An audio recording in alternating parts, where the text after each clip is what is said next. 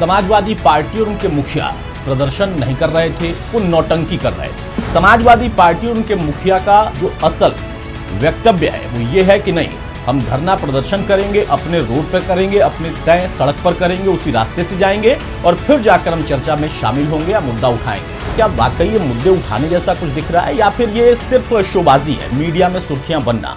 धरना प्रदर्शन और नौटंकी। वो आप सोच रहे होंगे कि मैं क्या कह रहा हूं। दरअसल मैं जो कह रहा हूं वो हुआ है और बोला गया है। यूपी विधानसभा का सत्र आज से शुरू होने वाला, उस बीच में प्रदर्शन की पूरी तैयारी थी। प्रदर्शन करने वाले थे मुख्य विपक्षी दल और उनके नेता अखिलेश यादव अपने तमाम विधायकों और अपने तमाम एमएलसी के साथ।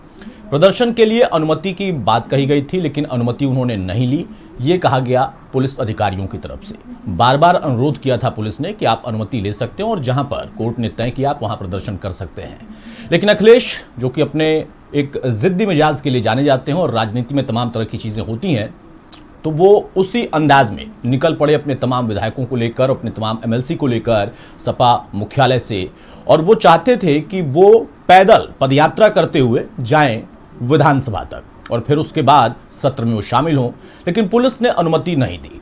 लेकिन एक तरफ जहां धरना प्रदर्शन था, उसी बीच में उनके पुराने चुनावी सहयोगी ओम प्रकाश राजभर वो कहते हैं कि दरअसल समाजवादी पार्टी और उनके मुखिया प्रदर्शन नहीं कर रहे थे, धरना नहीं दे रहे थे, वो नौटंकी कर रहे थे।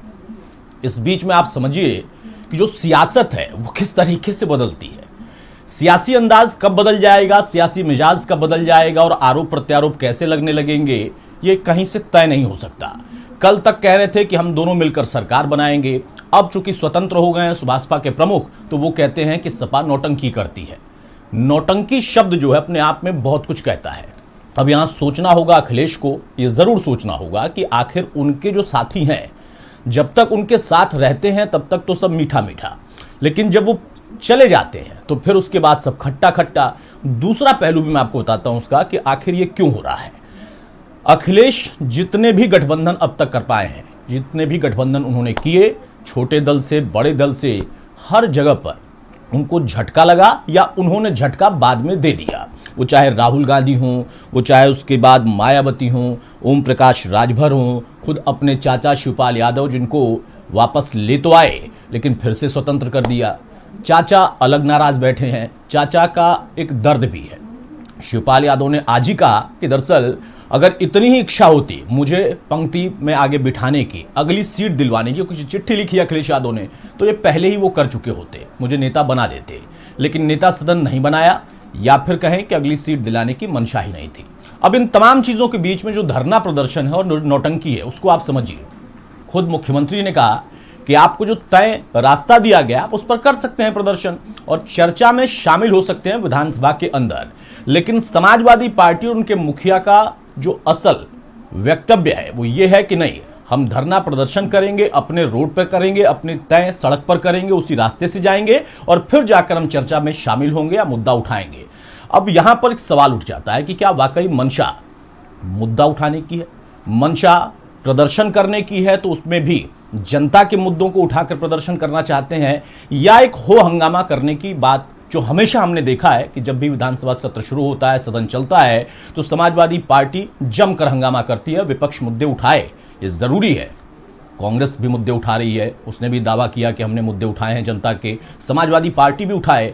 लेकिन मुद्दों के बीच में मुझे लगता है कि कई बार आम जनता ये थोड़ा सा कश्मकश में रह जाती है कि क्या वाकई ये मुद्दे उठाने जैसा कुछ दिख रहा है या फिर ये सिर्फ शोबाजी है, मीडिया में सुर्खियां बनना।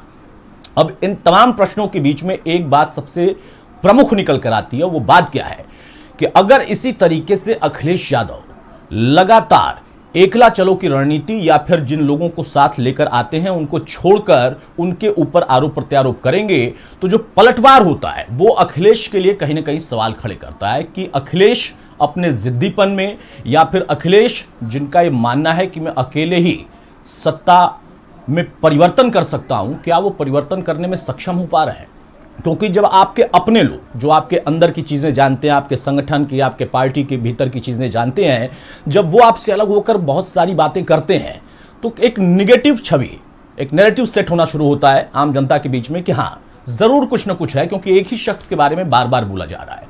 अब यहाँ पर ओम प्रकाश राजभर जिनका अपना कद है, लेकिन अखिलेश यादव पर जब वो सीधे निशाना साध रहे हैं तो यहां पर सोचना होगा कि क्या ये राजभर के जरिए एक नई रणनीति बनने की तैयारी है, एक नया विंग तैयार किया जा रहा है कि अखिलेश को सीधे आप टारगेट करते रहिए, ये बताते रहिए कि उनके पास कोई विजन नहीं है, ये बताते रहिए कि दरअसल उनकी मंशा प्रदर्शन करना, धरना करना और ये इस वजह से कि लोगों के मुद्दे उठें, आम जनता के मुद्दे उठें, ये नहीं है, बल्कि सिर्फ मीडिया में सुर्खियां बन जाएं या फिर इसी बहाने समाजवादी पार्टी ये दिखा दे कि हां हम सड़कों पर उतरते हैं, हम प्रदर्शन करते हैं। क्योंकि बड़ा सीधा सा आरोप अखिलेश यादव पर लगा हुआ है और लगातार लग रहा है कि वो एसी वाले हो गए हैं।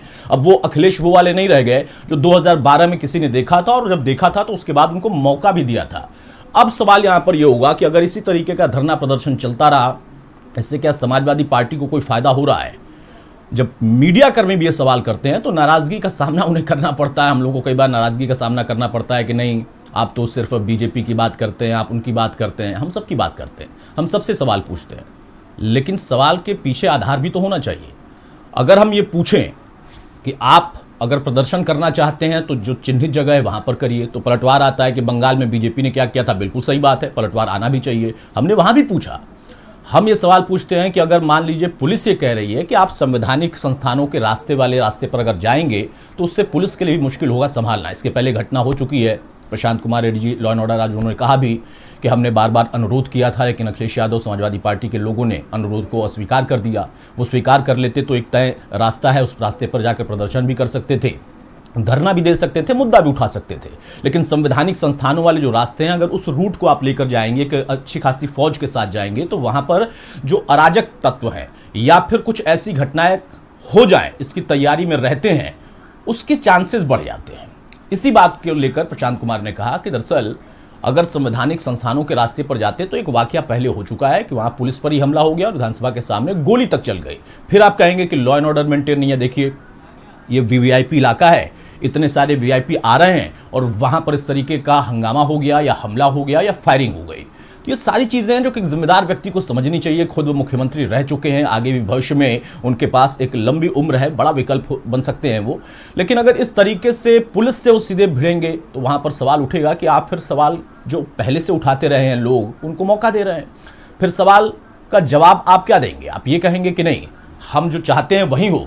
ऐसा नहीं हो सकता। जब आप सत्ता में रहते हैं तो आपको भी प्रोटोकॉल्स को देखना होता है। विपक्ष की भूमिका अगर उस वक्त किसी और की थी तो आप उनके लिए भी तय करते थे कि नहीं, आपको इसको फॉलो करना होगा। जब आप विपक्ष में हैं तो आपको भी वो फॉलो करना होगा। अब ये सारे ऐसे प्रश्न हैं जिनके बीच में अखिलेश और समाजवादी पार्टी की एक अपने आप में अलग छवि पेश हो जाती है। लोगों के बीच में मैसेज जाता है सोशल मीडिया के जरिए, तमाम लोग, और आईटी सेल आप देखिए बीजेपी का बहुत तेज है, तो वहां पर उन लोगों के बीच में मैसेज बहुत तेजी से पहुंचाया जाता है कि देखिए जिद्दीपन है, इनकी मंशा मुद्दे उठाना नहीं है, इनका सिर्फ और सिर्फ एक प्रदर्शन करने का शिगुफा है। इन्होंने पहले से तय किया कि सत्र होगा, 3 दिन का होगा, 4 दिन का होगा, उसमें जाकर हो हंगामा करेंगे और कहेंगे हमने मुद्दा उठा दिया। ऐसे अगर आप मुद्दा उठाते भी हैं तो उसका कोई फायदा नहीं निकलता है। अगर बीजेपी ये कहती है कि नहीं, हमने सत्र रखा है, चर्चा के लिए रखा है, तो आपकी जिम्मेदारी बनती है विपक्ष के नेता होने के नाते कि आप उस प्लेटफॉर्म का अच्छा इस्तेमाल करें। अब उस दौर में जबकि वो सारा जो भी वहां पर चर्चा होती है वो सब कुछ लाइव किया जाता है, तो आपके मुद्दे और आपकी बातें, आप किस तरीके से उन बातों को रखते हो, ये सारी बातें लोगों तक पहुंचती। लेकिन जब आप चर्चा ही नहीं करते हो, आप सिर्फ हो हंगामा थोड़ी देर किया, तस्वीरें खिंच गई, वीडियोस बन गए और आप चल दिए, ये कहकर कि हमने तो धरना प्रदर्शन कर लिया, हमने यहां पर मुद्दे उठा दिए, हमारा काम हो गया। ऐसे काम नहीं होता है। आज की बदली हुई राजनीति में अगर आपको सीखना है तो आपको उन तमाम लोगों से सीखना होगा जिनसे आपकी प्रतिद्वंदिता है। आप उनके जरिए ये कहकर नहीं बच सकते हो कि नहीं, हमने मुद्दे उठा दिया है, वो सुन नहीं रहे हैं। वो अगर नहीं सुन रहे हैं तो आपको जनता तक ये बात पहुंचानी चाहिए, और सदन उसका सबसे अच्छा प्लेटफॉर्म है, सबसे बेहतरीन प्लेटफॉर्म है कि अगर आप वहां पर अपनी बातों को आंकड़ों के साथ, तथ्यों के साथ रखते तो शायद ये बात जनता तक जाती कि नहीं, हमने एक विपक्ष का नेता भी अगर हमने दिया है तो हमारे मुद्दे लगातार उठा रहा है। सिर्फ कुछ घटनाओं का जिक्र करके, कुछ फैसलों का जिक्र करके, ट्विटर पर तंज कस के कि हमने तो सोचा था ये दहाड़ने वाला है, ये तो बिल्ली मौसी के परिवार का गुर्राने वाला निकला, तो ये तो तथ्य है। दहाड़ता सिर्फ शेर है, चीता या तेंदुआ नहीं दहाड़ता, ये फैक्ट है। और अगर ये फैक्ट आपको नहीं पता है या पता होने के बाद भी आपको लगता है कि ट्विटर पर मैं ये लिख दूंगा और लोग मेरे साथ जुड़ जाएंगे, लोग मेरी बात सुन लेंगे, तो आप हास्यास्पद एक काम करते हो, हंसी का पात्र बनते हो। मेरा मकसद सिर्फ इतना ही था, आप लोगों के साथ चर्चा में शामिल होने का, अपनी बात कहने का, कि देखिए अगर नौटंकी ही है करना तो फिर वो अलग विषय है, लेकिन धरना प्रदर्शन सख्ती के साथ बड़ा आंदोलन करना है तो आपको उसकी रणनीति बनानी होगी, आपको तैयारी करनी होगी। आपके पास बहुत सारे मुद्दे हैं, उन मुद्दों पर आपको एक मंच तैयार करना होगा। सदन का जो मंच है अपने आप में गरिमामय मंच है, आप वहां पर जाकर अपनी बातों को अगर सही तरीके से रखेंगे, प्रस्तुत करेंगे तो लोग आपसे सहमत होंगे। लेकिन आप सिर्फ तस्वीरों के लिए अगर प्रदर्शन करेंगे तो आपके अपने, मैं नहीं कह रहा, आपके अपने हो सकता है अभी फिर भविष्य में फिर आपके अपने हो जाएं, लेकिन वो फिर कहते हैं कि भाई ये तो नौटंकी है, और फिर उससे नेगेटिव छवि आपकी ही जाती है। तो सोचिएगा आप भी, जो मैंने बात कही ये ज़रूरी है या नहीं है।